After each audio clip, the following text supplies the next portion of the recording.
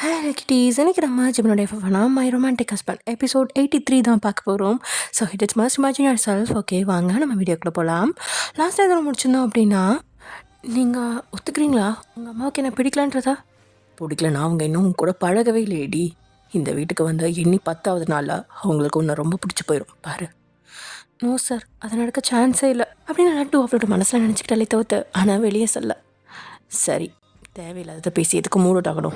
நாளைக்கு இதோ இங்கே தான் நமக்கு ஃபர்ஸ்ட் நைட்டில் நடக்கலட்டும் அப்படின்னு அங்கேருந்து கட்டில் கட்டினவன் எவ்வளோ நாள் டிமிக்கி கொடுத்தா. ஆனால் நாளைக்கு உன்னால் என்கிட்ட இருந்து தப்பிக்கவே முடியாது அப்படின்றான். டே லட்டுவை பார்த்த உற்சாகத்தில் வேறு ஏதேதோ பேசிகிட்டு இருக்கா. ஆனால் லட்டு கிட்ட அதுக்கான ரியாக்ஷன் எதுவுமே இல்லாமல் அமைதியாக இருக்கிறத பார்த்தவன் எவனோ அமைதியாகி, சரி வா இங்கே வந்து உட்காரு, நமக்கு தாண்டி கல்யாணம் நடக்க போகுது. ஆனால் ஏன் நீ இவ்வளோ டல் அடிக்கிறா? நான் கார்லேருந்து இறங்கும் போதே உன் மூஞ்சியை பார்த்தேன் தான். இவ்வளோ நாள் இதுக்கு தான் வீடியோ கால் பண்ணாமல் இருந்தியா? அது சார், நான் உங்ககிட்ட ஒரு விஷயம் சொல்லணும். என்ன விஷயம்? அது உங்கள் அம்மா என் அண்ணனை. ஐயோ போதும் லட்டு, நிப்பாட்டு. எங்கள் அம்மா புராணத்தை நான் தான் சொல்கிறேன்ல, அவங்களோட ரியல் ஃபேஸ் இது கிடையாது. என்கிட்ட ரொம்ப பாசமாக இருப்பாங்க. இந்த லவ் மேட்டரில் மட்டும்தான் அவங்க ஏன் இப்படி நடந்துக்கிறாங்கன்னு எனக்கே தெரியல. எங்கள் அம்மா அவங்க எல்லாத்துலேயும் நடந்துக்கிறது தப்பு தான். அதுக்காக எங்கள் அம்மாவை நீ வில்லி ரேஞ்சுக்கெலாம் திங்க் பண்ணிகிட்டு இருக்க. எங்கள் அம்மா மனசில் இருக்கிறத முகத்தில் காட்டிக்குவாங்க. சூதுவாது எதுவும் தெரியாது அவங்களுக்கு. அதான் சொல்கிறேன்ல, நான் என்னோட இந்த லவ் விஷயத்தில் மட்டும்தான் அவங்க இப்படி இருக்காங்க. அதனால தான் சொல்கிறேன், நமக்கு கல்யாணம் ஆகி இந்த வீட்லேயே இருந்தோன்னு வை, அவங்களுக்கு நீ தான் அவங்க மருமகன்றது அவங்களோட மனசில் நல்லா பதிஞ்சிரும். அதுக்கப்புறம் உங்ககிட்ட கண்டிப்பாக நல்ல மாதிரி தான் நடந்துப்பாங்க. அது வரைக்கும் நீ தான் கொஞ்சம் பொறுமையாக இருக்கணும் லட்டு. இருப்பியா எனக்காக அப்படின்னு டே ஏதோ சொல்லிட்டு கடைசியாக லட்டுக்கிட்டேயே அவன் வாக்குறுதி கேட்கா. அவன் சொல்கிறதெல்லாம் பேரஞ்ச மாதிரி பார்த்துட்டு இருந்த லட்டு, இப்படி தான் அம்மா புராணம் பாடுறவன்கிட்ட எப்படி தான் அந்த விஷயத்த சொல்கிறது? அப்படி சொன்னால் இவன் நம்புவானா அப்படின்னு மனசில் நினச்சபடியே லட்டு நான் பார்க்க, இப்போ என்ன நடந்து போச்சுன்னு இப்படி மூஞ்சி வச்சிருக்கா? ஓகே, எங்கள் அம்மா டூ மச்சாக பேசுகிறாங்க தான். அதுக்கு தான் உங்கள் வீட்டில் யாரும் பேச மாட்டாங்கன்னு நீ தான் அடியாலெலாம் ஏற்பாடு பண்ணி கூட்டிகிட்டு வந்திருக்கே அப்படின்னு டேசல்ல இங்கே லட்டுவோ முகத்தை சுருக்கி அவனை பார்க்க, அதான் உன்னோட இன்னொரு அண்ணன் ஜிமினை சொன்னேன். எங்கள் அம்மாவை பேசவே விட மாட்டாரே அப்படின்னு டே சொல்லவும் லட்டு அதுக்கும் எதுவுமே சொல்லாமல் அமைதியாக தான் இருக்கா. டேக்கு எரிச்சலாக இருக்குது. அவனும் கடுப்பில், இங்கே பாரு லட்டு, உன்னை கட்டாயப்படுத்தி ஒன்றும் இங்கே கல்யாணம் பண்ணல யாரும். உன் மூஞ்சி இப்படி வச்சுருந்தா எனக்கு அந்த ஃபீல் தான் வருது. கல்யாணம் கொடுக்கனா ஒரு சந்தோஷம் கூட உன் மூஞ்சியில் இல்லை. இப்படியே தான் உங்கள் வீட்டில் இருந்து வந்திருக்க. அவங்களும் என்னை பற்றி என்ன நினைக்கிறாங்கன்ற எனக்கு தெரில. ஆனால் நம்ம 2 பேரும் சேர்ந்து தாண்டி இதெல்லாம் சரி பண்ணணும். நம்ம 2 குடும்பத்துக்கும் இடையில சுமூகமான உறவே இன்னும் உருவாகவே இல்லை. எனக்கு தெரியும். ஆனால் நீயும் நானும் சேர்ந்து தான் அதை உருவாக்கணும். நான் மட்டுமே அதுக்காக போராட முடியாது லட்டு அப்படின்ட்டு என்னென்னவோ பேசிகிட்டு இருக்கா. அவன் இவ்வளோ பேசியும் லட்டுக்கிட்ட ஒரு சின்ன மாற்றம் கூட இல்லை. அதை பார்த்து டேக்கு செம்ம கடுப்பாயிடுச்சு. முதல்ல எழுந்திரிச்சு வெளியே பொடி. கிளிப்பிள்ளிக்கு சொல்கிற மாதிரி அவ்வளோ பொறுமையாக சொல்லிட்டு இருக்கேன். என்னமோ இவ்வளோ வெறப்பா நிற்கிறா. இங்கே உன்னோட விருப்பத்தோட தான் கல்யாணம் நடக்குது. அப்படி உனக்கு விருப்பம் இல்லை, நான் தாராளமாக நீ இங்கேருந்து போகலாம் அப்படின்னு சொன்னவன் கடுப்பில் பாத்ரூம்குள்ள நுழைஞ்சு கதவை அரைஞ்சு சாத்திட்டான். ஏற்கனவே அவ்வளோ குழப்பத்தில் இருந்த லட்டு ஒரு வித பயத்தோடு தான் இந்த ஊருக்கே வந்தான். வந்து இங்கே டே பார்த்ததும் ஒரு வித தெம்பு அவளுக்கு கிடச்சிச்சு. அது எல்லாமே இப்போது அடியோடு அடிச்சுட்டு போக அவன் பேசின பேச்சில் விக்கிச்சு.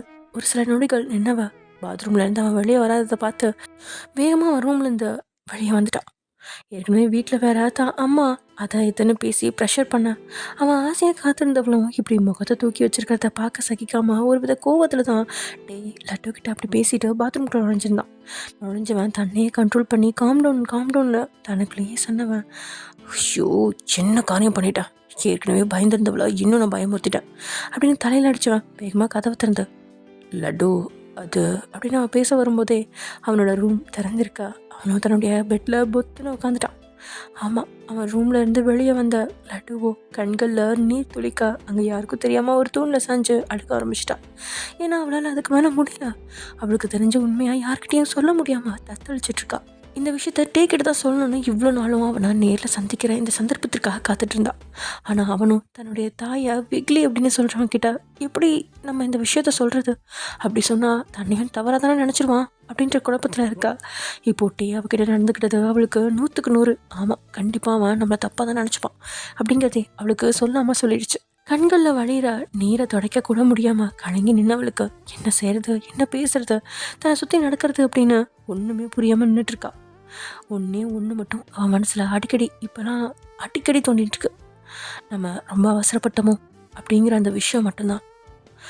அந்த நேரம்னு பார்த்து அவரோட தோள் மேலே ஒரு கை விழ அவ்வளோ பதறி அடித்து திரும்பி பார்க்க, ஹேய் கூல் கூல், யாரும் இல்லை, நான் தான்.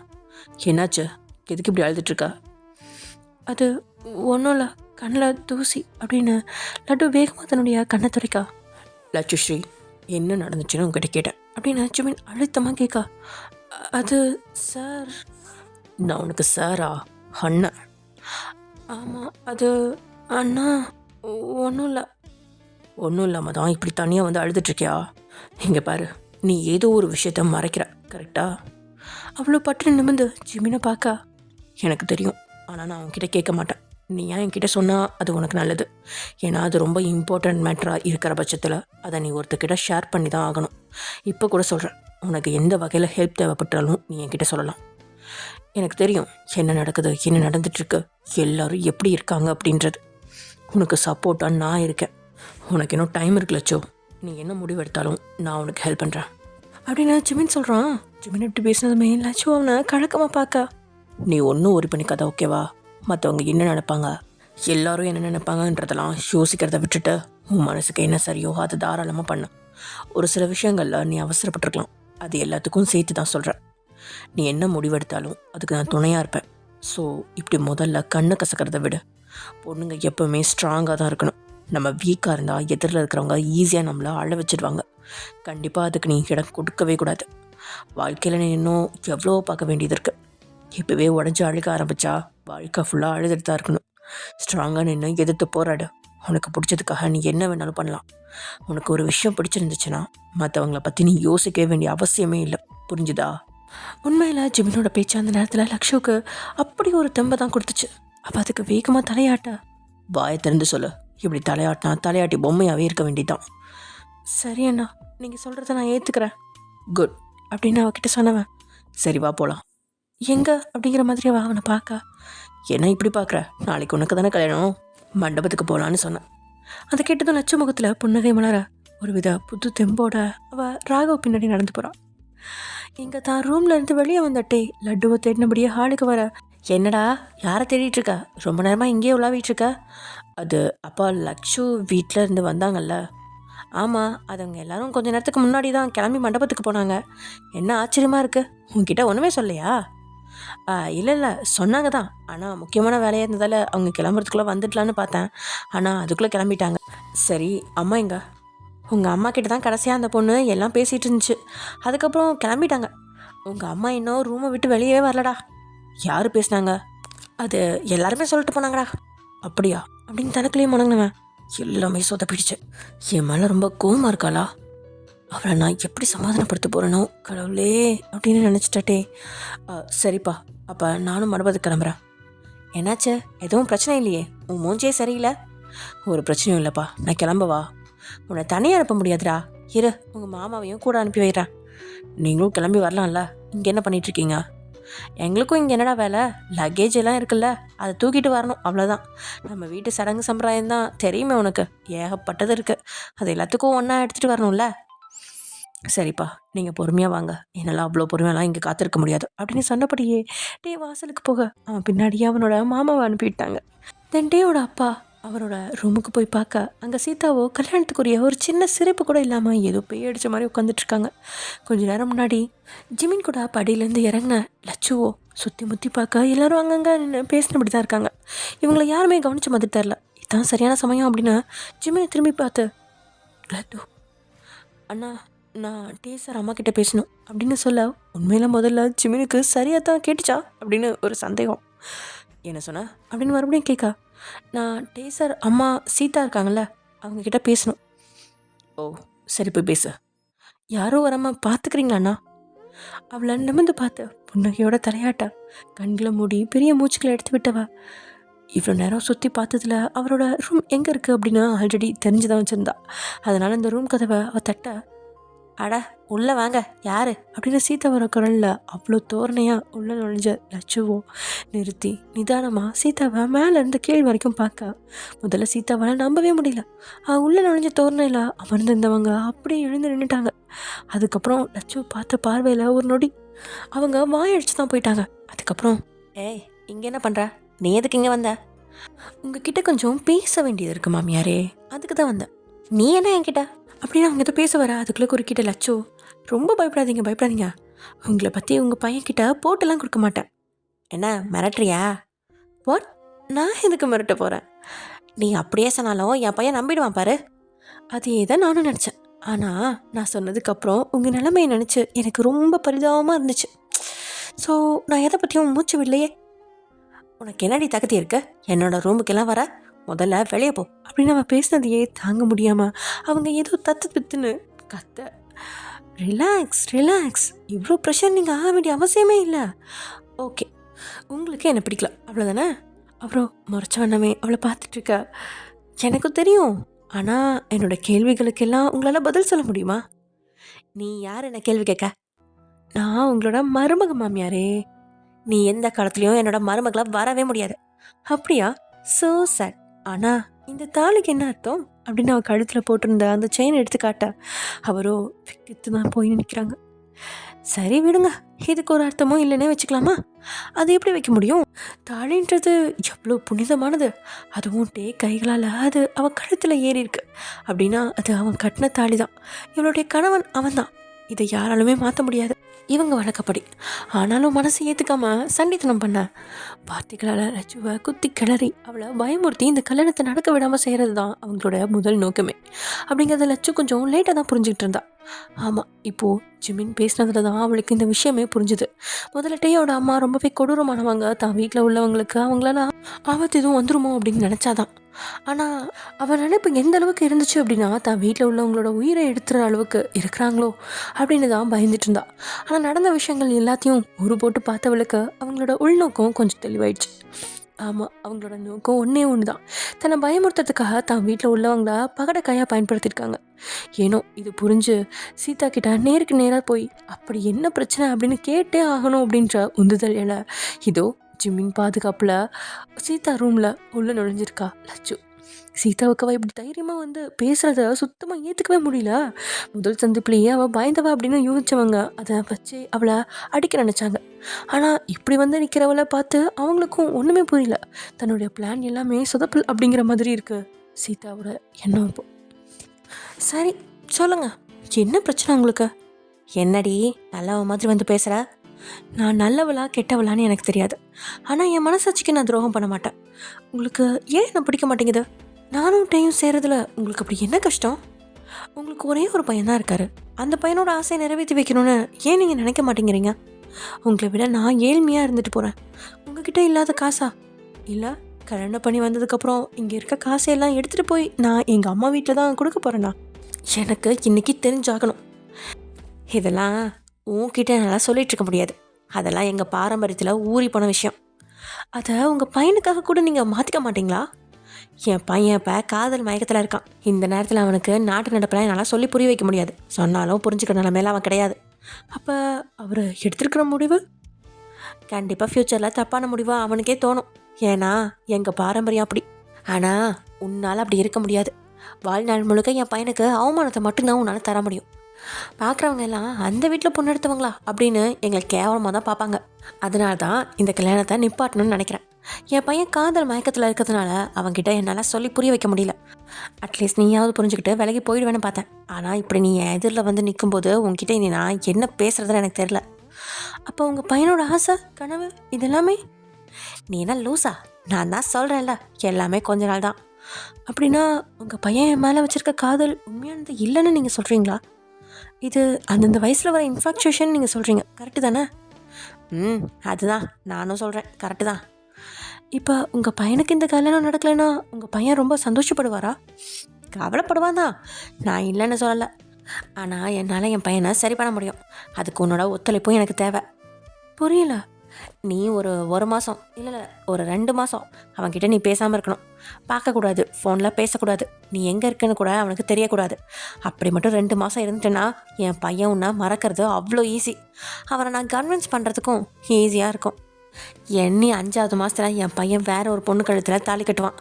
அதுவும் அவனோட அம்மா பார்க்குற எங்கள் சமூகத்தை சேர்ந்த ஒரு பொண்ணு கழுத்தில் தாலி கட்டுவான். அதுக்கப்புறம் பிரச்சனை இல்லாமல் இருக்கலாம் எல்லாருமே. ஓ, இதான் உங்கள் முடிவா? நீயே வந்து என்கிட்ட கேட்டதுனால நான் இவ்வளோ பொறுமையாக சொல்லிட்டு இருக்கேன். மற்றபடி அப்படின்னு அவங்க ஏதோ சொல்ல வர கை நீட்டி தடுத்த லட்சு, நான் மண்டபத்துக்கு போகிறேன், நீங்களும் வந்துடுங்க. இன்னைக்கு நலங்கு வைக்கணும்ல, அதுவும் உங்கள் வழக்கப்படி அப்படின்னு சொல்லிட்டு அவள் முன்னாடி நடக்க இவ்வளோ நேரமும் அவள் பொறுமையாக பேசவும் தன்னுடைய மனசு அவளுக்கு புரிஞ்சிருச்சோ அப்படின்னு தப்பு கணக்கு போட்ட சீதா அவள் கடைசியாக பேசினதை கேட்டு அவங்களுக்கு ரத்த கொதிப்பே எகிறது. அப்படி தான் அவங்கள பார்த்து வைக்கிறாங்க. சீக்கிரம் வந்துடுங்க மாமியாரே அப்படின்னு சொன்னான் லட்சு.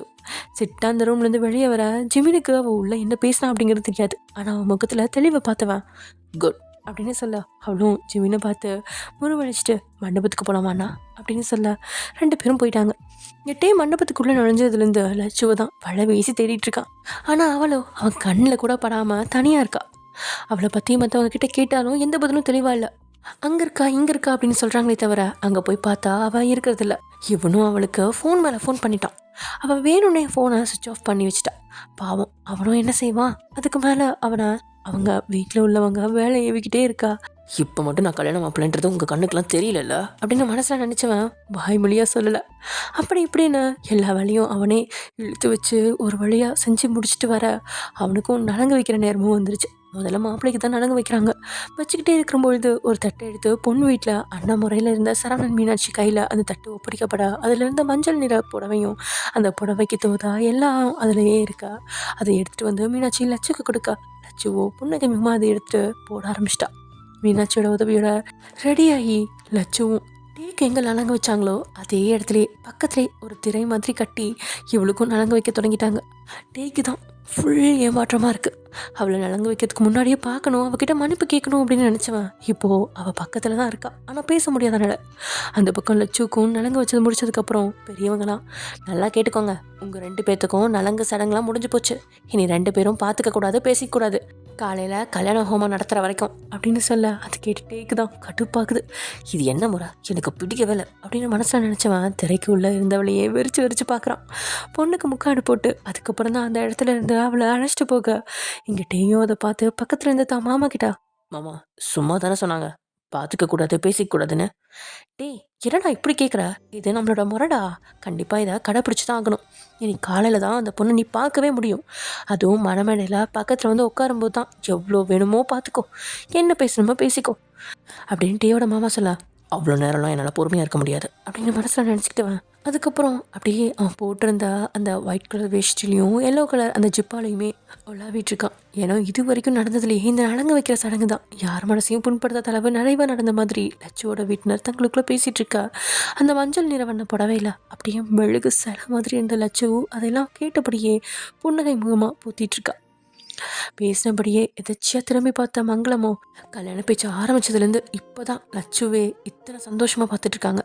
முகம் எல்லாம் செவந்து இன்னும் நலங்கு வச்ச சந்தனத்தை கூட கழுவாமல் இருந்ததில் அவ்வளோ அழகாக இருக்கா. அவசரமாக தான் பொண்ணுக்கு யார் கண்ணும் பற்றக்கூடாது அப்படின்னு திருஷ்டி சுற்றி போட்டவங்க, ஏன்டி இப்படியே உட்காந்துட்ருக்க, போய் முகத்தை கழுவு. வேணாம் அத்தை, எதுக்கு கழுவ சொல்கிறீங்க, இருக்கட்டுமே, அதுவும் ஒரு அழகாக தான் இருக்குது அப்படின்னு மீனாட்சி சொல்ல, அழகாதாம்மா இருக்கு, ஆனால் அவள் தூங்கணும்ல, பாரு பெட்டெல்லாம் எவ்வளோ வெள்ளையாக பழிச்சுட்டு இருக்கு, சந்தனம் அதில் அப்பி வச்சுட்டா அழுக்காயிடும்ல, போய் கழுவிட்டு வா அப்படின்னு மங்களும் ஏறிக்கிட்டே இருக்கும்போது சரியா உள்ள நுழைஞ்சு நீங்களோ, அக்கா என்ன பண்ணிகிட்ருக்கா, ஒயன் வா நானே உன்னை தேடி வரோன்னு நினச்சேன், சாப்பிட்டியா? நான் என்ன 3வது மனுஷா எல்லாரும் போய் கேட்குற மாதிரி என்கிட்டையும் கேட்குறா? சரி உங்கள் வீட்டில் உள்ளவங்க எல்லாம் சாப்பிட்டாங்க தானே? சாப்பிட்டாங்க அப்படின்னு கொஞ்சம் நேரம் அப்படியே ஃபார்முலாக பேசிட்டு அதுக்கப்புறம் ஹாய் லட்சு, இன்றைக்கி செம்ம அழகாக இருக்கா, உண்மையாகவே என் கண்ணே பட்டுருச்சு, சுற்றி போடுங்க ஆண்டி அப்படின்னு சொல்லி அப்படியே நீங்கள் எல்லார் முகத்துலையும் புன்னகை பூக்க வச்சுட்டு அப்படியே பேசிகிட்டு இருக்கா. இங்கே மீனாட்சியும் மங்களமும் ஏதோ அந்த ப்ரிப்பரேஷன்ஸ்லாம் பண்ணிகிட்ருக்காங்க. அந்த கேப்பில் லட்சு பக்கத்தில் வந்து நீங்களோ, லட்சு உன்னாட்டே மாடிக்கு கூப்பிட்றான் அப்படின்னு சொல்ல அதை கேட்டு லட்டு ஷாக் ஆகி உங்களை பார்க்க ஆமாம், ரொம்ப நேரமாக மாடியில் வெயிட் பண்ணுறான். நானும் அக்கா வெளியே வருவா உங்ககிட்ட சொல்லலான்னு வெயிட் பண்ணேன். ஆனால் இவங்க வெளியே வர மாதிரியே தெரில. அதனால தான் உள்ளே வந்து உங்ககிட்ட சொல்கிறேன். பாவம் அவன் முகமே வாடி போயிருக்கு. அதை கேட்டு தலையை மட்டும் ஆட்டின லட்சு. ஆனால் அம்மாவும் அண்ணியும் இருக்காங்களே அப்படின்னு சொல்ல, நீங்கள் தான் அக்கா, நீயும் ஆண்டியும் இங்கே படுத்துக்கோங்க. ஜிமின் வேற ஒரு ரூமில் தான் படுத்திருக்காரு. நான் தனியாக தான் இருக்கேன். லட்சுவை நான் வேணா என் கூட கூட்டிகிட்டு போகவா அப்படின்னு கேட்குறீங்க நீங்கள். வேணாம்மா, விடிஞ்சா கல்யாணம், அவள் இங்கே தூங்கட்டுமா அப்படின்னு பதில் மங்களத்திலிருந்து வர, இப்போது பாவம் நீங்களும் லட்சுவும் ஒருத்தர் பார்த்துட்ருக்கீங்க. ஏன் அத்தை, வயன் ரூமும் பக்கத்தில் தானே இருக்குது, அங்கேயே தூங்கட்டுமே அப்படி இப்படின்னு எப்படியோ பேசி மீனாட்சி லட்சுவோட அம்மா கிட்டேருந்து லட்சுவை பிடிச்சு உங்கள் கூட அமுச்சு விட்றான். சரிம்மா, ரூம்லேயே இருங்க, எங்கேயும் போயிடாதீங்க. மாப்பிள்ளை வீட்டில் வேற திடீர்னு சடங்கு சம்பிரதாயம் அது இதுன்னு சொல்லிகிட்டே இருக்காங்க அப்படின்னு சொல்ல, அதுக்கு நீங்களும் லட்சுவும் வேகமாக தலையாட்டிட்டு வெளியே வர, நீங்கள் லட்சுவை பார்த்து மேலே அப்படின்னு கை காட்ட, சரி நான் பார்த்துக்கிறேன் நீ அப்படின்னு லட்சுவும் மேலே போகிறான். அங்கே டேயும் தன்னுடைய ட்ரெஸ்ஸெல்லாம் கூட மாற்றாம ஆனால் முகத்தை கழுவியிருக்கான். அங்கேருந்து பாதி தெரிஞ்ச நிலவை ரசித்தபடி எண்ணிட்டு இருந்தவன் இவளோட கொழி சொல்லி கேட்டதுமே பட்டனை திரும்பி பார்க்க, இவ பக்கமாக திரும்பினவனும் தான் 2 கைகளையும் கட்டினபடியே, ஏன் அங்கேயே நிற்கிறா, கிட்டவா, என்ன விஷயம்னு சொல்லுங்க, எங்கள் அம்மா தேடுவாங்க. நீ வராமல் நான் சொல்ல மாட்டேன் அப்படின்னு அவனும், நீ பக்கத்தில் வந்தே ஆக வேணும் அப்படின்னு அழுத்தமான பார்வையோட தான் 2 கைகளையும் கட்டினபடி நின்றுட்டுருக்கான். முகத்தை தூக்கி வச்சுக்கிட்டு லட்சு தான் வேற வழி இல்லாமல் பக்கத்தில் வந்து நின்னவா, சொல்லுங்க அப்படின்னு முகத்தை திருப்பிக்கிட்டு கேட்கா, இங்கே பாருடி, என் மூஞ்ச பாருடி, என்ன. அவனும் திரும்பி கோம முகத்தை வச்சு, என்ன நீங்கள் தானே கூப்பிட்டீங்க, அப்போ நீங்கள் தான் சொல்லணும். ரொம்ப பண்ணுற லட்டோ, எதுக்குடி ஃபோனை சுவிட்ச் ஆஃபில் போட்டு வச்சுருக்க, நீங்கள் தானே இங்கேருந்து என்ன போக சொன்னீங்க, அப்புறம் என்ன. தெய்வம் இப்போது லட்சுவோட கையை பிடிச்சு, உனக்கு என்னோடய கோபத்தை பற்றி தெரியாதா, அதுக்காக என்ன வேணாலும் சொல்லாமா. தப்பு தான், சாரி. வெறும் சாரின்னு ஒன்று சொல்லி எல்லாத்தையும் சரி பண்ண முடியாது. வேற என்ன பண்ணணும், வேற என்ன பண்ண சரியாக வரட்டும் சொல்லு, அதையும் செய்கிறேன். வேணும்னா நீ என்னை அடிச்சுக்கிறியா அப்படின்னு அவள் முகத்தை திருப்ப, சரி நான் வேணா உன் காலில் விழுந்து மன்னிப்பு கேட்கவா. எப்படியும் இதுக்கு முகத்தை திருப்புவா அப்படின்னு எதிர்பார்த்தவனோ இப்போது அவனை நேருக்கு நேராக பார்த்து சரி அப்படின்னு சொல்ல, டேதான் என்ன அப்படின்னு ஷாக்காகி நின்றுட்டுருக்கான். அவனோட அதிர்ச்சியான முகத்தை பார்த்து லட்டுக்கும் லேசான சிரிப்பு எட்டி பார்க்க, அதை ரொம்பவே கஷ்டப்பட்டு கட்டுப்படுத்தி விழுங்க அப்படின்னதும், ஏய் நீ உண்மையாக தான் சொல்கிறியா, பொய்யா கூட சொல்லுவாங்களா என்ன. இல்லை நீ அப்படியெல்லாம், நான் அப்படிலாம் சொல்ல மாட்டேன்னு நினச்சேன். இப்போவும் நான் சொல்ல, நீங்கள் தான் சொன்னீங்க. அது நான் ஒரு ஃப்ளோவில் அவ்வளோ மறுபடியும் முகத்தை தூக்க, வயசில் கம்மியாக இருக்கிறவங்க காலில் வந்து ஆயுசு குறைஞ்சிரும்னு சொல்லுவாங்கடி, அதெல்லாம் எனக்கு நம்பிக்கை இல்லை அப்படின்னு லட்டு பட்டுன்னு சொல்ல, இன்னைக்கு என்ன இவ ஃபுல் ஃபார்மில் இருக்க போலையே, நான் வேற வாயை வச்சுட்டு சும்மா இருக்காம. லட்டு இன்னும் கல்யாணமே ஆகலை, அதுக்குள்ளே காலெல்லாம் விழ வைக்கிற லட்டு அப்படின்னு டீ பாவமாக சொல்ல, லட்டுவோ வேணும்னே அவள் புடவைக்குள்ள இருந்து தன்னுடைய தாலியை வெளியில் எடுத்து போட, ரைட்டு அப்படின்னு தன் பேக்கெட்டில் வச்சிருந்த பேனாவை கீழே போட்டு அதை எடுக்கிற மாதிரி மெதுவாக குனிய, அவன் குனிகிறத ஒரு வித சின்ன சிரிப்போடையே பார்த்துக்கிட்டு இருந்தவ அவன் கீழே குனிஞ்சு அவன் பேனாவை எடுத்ததுக்கப்புறம் அவன் முகத்தை மறுபடியும் தூக்கி வச்சிட்ருக்கா. ஏய் அதான் விழுந்துட்டேன்ல. இப்போ லட்சு தன்னோட இடுப்பில் 2 பக்கமும் கையை வச்சுக்கிட்டு, எப்போ விழுந்தீங்க, உங்கள் பேனை தானே எடுத்தீங்க. ஏய் ரொம்ப பண்ணுறடி, ரொம்ப ரொம்ப டூ மச்சாக பண்ணுறேன். சரி ஒன்றும் பிரச்சனை இல்லை, நான் கிளம்புறேன்.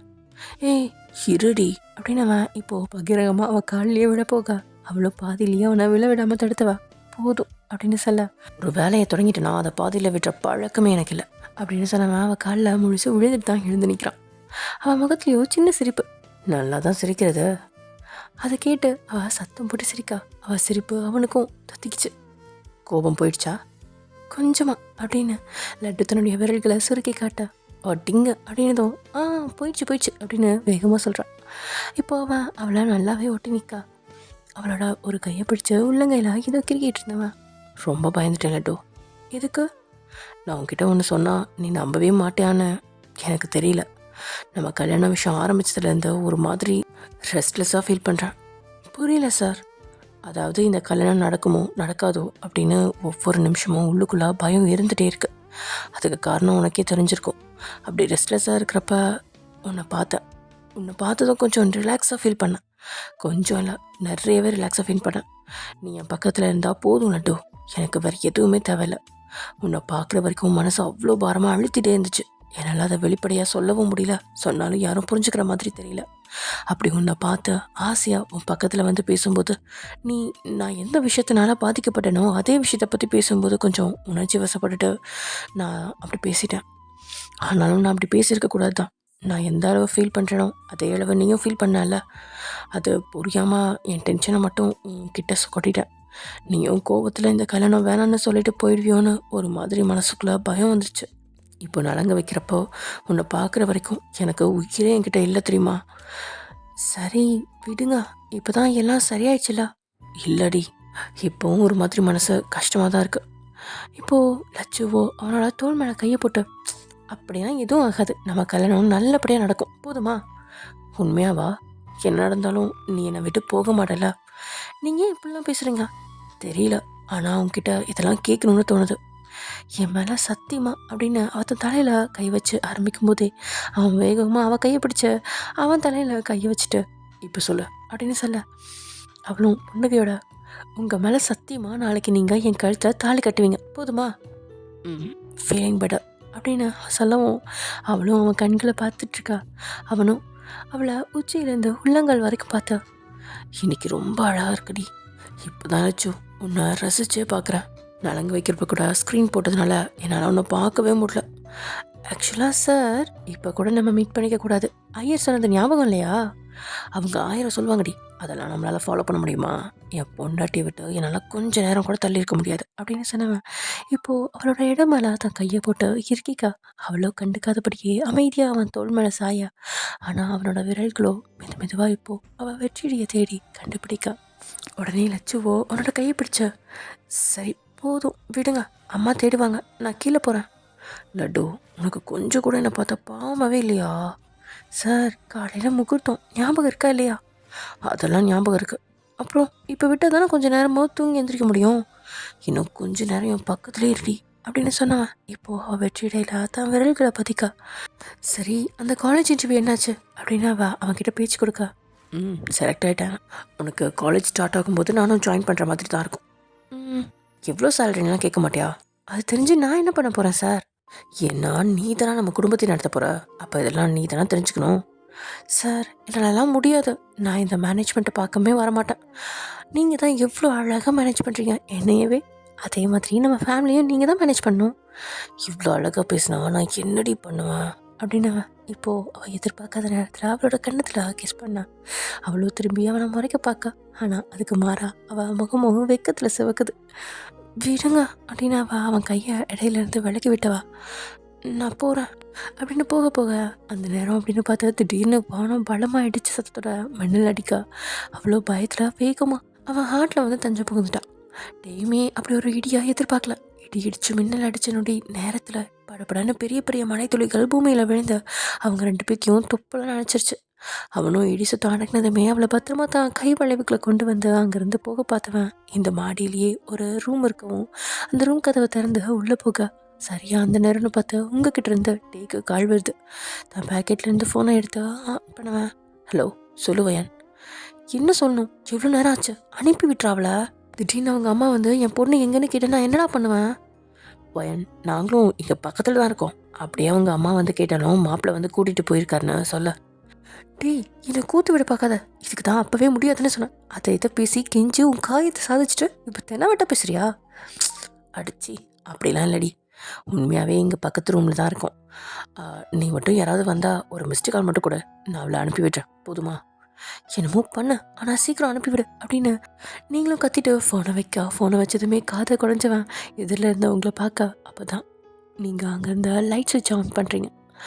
ஏற்கனவே அந்த நிலா வெளிச்சத்தில் அவனை மயக்கிட்டு இருந்தவ லட்டுவோ இப்போது முழு வெளிச்சத்தில் அதுவும் மழை துளிகள் அவன் முகத்தில் ரோஜா மேலே பட்டிருக்கிற நீர் திவளைகள் மாதிரி காட்சி அளிக்க அவளோட அந்த மஞ்சள் நிற புடவை அவள் உடம்புல ஒட்டி இருக்க அவனோட ஃபேவரட்டான அந்த பிளேஸ் எலுமிச்சை நிற வெற்றிடை அவனை வான்னு அழைக்க மூச்சு விடவும் மறந்து அவளை நின்று பார்த்துட்டு இருந்தவன் லட்டு அப்படின்னு அழைக்க லட்டுக்கும் அவன் பார்வை போன இடம் தெரியதான் செய்யுது. உடனே அவள் அதை மறைச்ச, இங்கே ரெஸ்ட் ரூம் கூட இல்லை அப்படின்னு அவனை பார்த்து குறையா சொல்ல.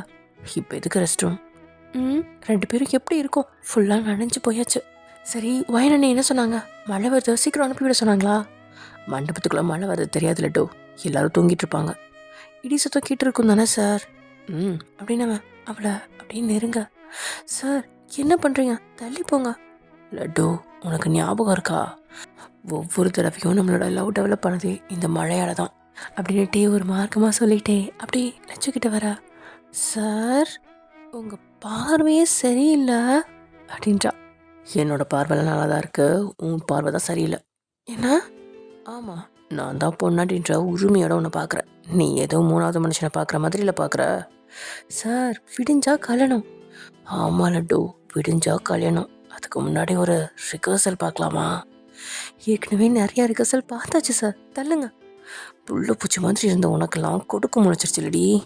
ப்ளீஸ் டி, என்னை சோதிக்காத அப்படின்னு டே இப்போ லட்டுவை நெருங்கி அவன் தோள்கள் ரெண்டையும் பிடிக்க.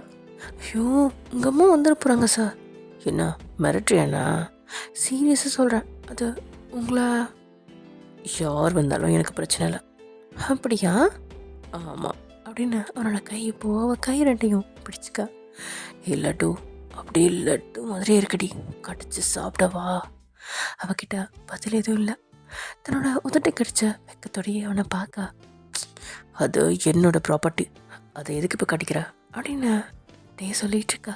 கரெக்டாக அப்பன்னு பார்த்தா அவனுக்கு தும்மல் வேறு வருது. மழையில் நினைச்சது சளி பிடிச்சிக்க போகுது லட்டு, முதல்ல ட்ரெஸ்ஸை கழட்ட. சார் நான் கீழே போய் ட்ரெஸ் சேஞ்ச் பண்ணிட்டு வரேன். இது என்ன நமக்கு புதுசா? என் முன்னாடியே மாத்திரி அப்படின்னு சொல்லிட்டு இருந்தவனும் அச்சு அப்படின்னு தும்மா. இப்போ லட்சுவும் திருன்னு முடிச்சபடியே பார்த்துட்டு இருக்கா. ஆஹா, இவங்களுக்கு ஒரு அன்கட் சீன் போட்டுற வேண்டியதானோ? சரி, அதை நம்ம அடுத்த எபிசோடில் பார்ப்போம். ஓகே ஓகே ஃப்ரெண்ட்ஸ், பாய். நம்ம நெக்ஸ்ட் வீடியோவில் பார்க்கலாம்.